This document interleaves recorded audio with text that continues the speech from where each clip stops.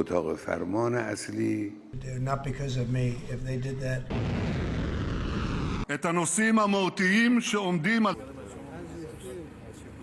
एक तरफ खाड़ी देश सऊदी अरब में रूस अमेरिका के बीच मुलाकात में रूस यूक्रेन जंग को रोकने की कोशिश हो रही है, तो दूसरी तरफ खाड़ी में एक महाजंग की तैयारी हो रही है।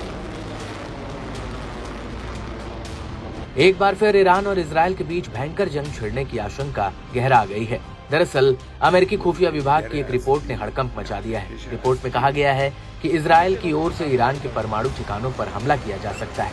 यदि ऐसा हुआ तो मध्य पूर्व में एक बड़ी तबाही मच जाएगी।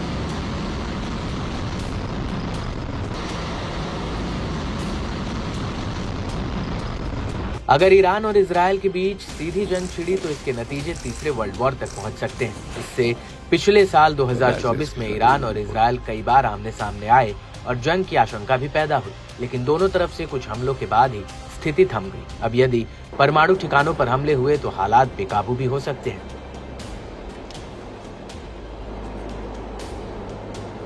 यहाँ देखने वाली बात यह है कि ईरान के परमाणु ठिकानों को लेकर अमेरिकी राष्ट्रपति डोनाल्ड ट्रंप और इजराइल के प्रधानमंत्री बेंजामिन नेतन्याहू के रुख में क्या फर्क है। दरअसल ट्रंप चाहते हैं कि ईरान को सिर्फ और सिर्फ आर्थिक प्रबंधों के जरिए घुटनों पर लाया जा सके, ताकि वो परमाणु हथियार बनाने का सपना छोड़ दें। 8 मई 2018 को डोनाल्ड ट्रंप ने पूरी दुनिया के सामने ऐलान किया कि वो ईरान के साथ हुए परमाणु समझौते से बाहर निकल रहे हैं, और इस ऐलान के बाद अमेरिका ने ईरान पर बेहद कड़े आर्थिक प्रतिबंध लगा दिए थे। उस वक्त ट्रंप ने आरोप लगाया था कि ईरान पर्दे के पीछे तेजी से परमाणु हथियार बनाने में लगा हुआ है। इसके अलावा इंटरनेशनल एटॉमिक एनर्जी को ईरान ने कई ठिकानों पर यूरेनियम के अवशेष मिले थे, जिनको लेकर एजेंसी ने ईरान से इसका सोर्स पूछा था।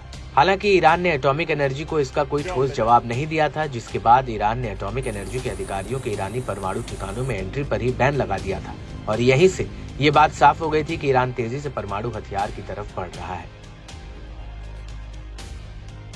लेकिन अब अमेरिका की इस खुफिया रिपोर्ट में संकेत मिल रहा है कि ईरान के परमाणु ठिकानों को लेकर इजराइल के मन में कुछ और ही प्लान चल रहा है। साफ है कि इजराइल की सेना का रुख डोनाल्ड ट्रंप से अलग है। जहां डोनाल्ड ट्रंप चाहते हैं कि इजराइल और ईरान के बीच शांति समझौता हो जाए, तो वहीं इजराइल चाहता है कि ईरान की परमाणु क्षमता को निस्ते नाबूद कर दिया जाए। इससे पहले भी इजरायली सुरक्षा बलों ने ईरान के मिलिट्री ठिकानों पर हमले किए थे। हालांकि अब नए हमले पहले से ज्यादा सख्त हो सकते हैं। इस बार इजराइल की तरफ से ईरान के परमाणु ठिकानों पर ही हमला किया जा सकता है। इतना ही नहीं, इजराइल अपनी पूर्ण सुरक्षा के लिए ईरान में सत्ता परिवर्तन भी चाहता है। माना जा रहा है कि ईरान में सत्ता परिवर्तन के लिए इजराइल की तरफ से फंडिंग भी की जा सकती है और पॉलिटिकल वॉरफेयर भी हो सकता है। बहरहाल मिडिल ईस्ट में ईरान अमेरिका के लिए एक बहुत बड़ी चुनौती बन गया है, और इसी वजह से इजराइल को ईरान से सीधा खतरा है, क्योंकि लेबनान में हिजबुल्लाह और गाजा में हमास ने इजराइल को बहुत बड़ी चोट दी है। और यही वजह है कि इतने लंबे युद्ध के बावजूद इजराइल ईरान के इन सहयोगी संगठनों को हरा नहीं पाया। यहाँ तक कि हूती के हमलों की वजह से समूचा इजराइल और अमेरिका का एयर डिफेंस सिस्टम हाफने तक लगा था।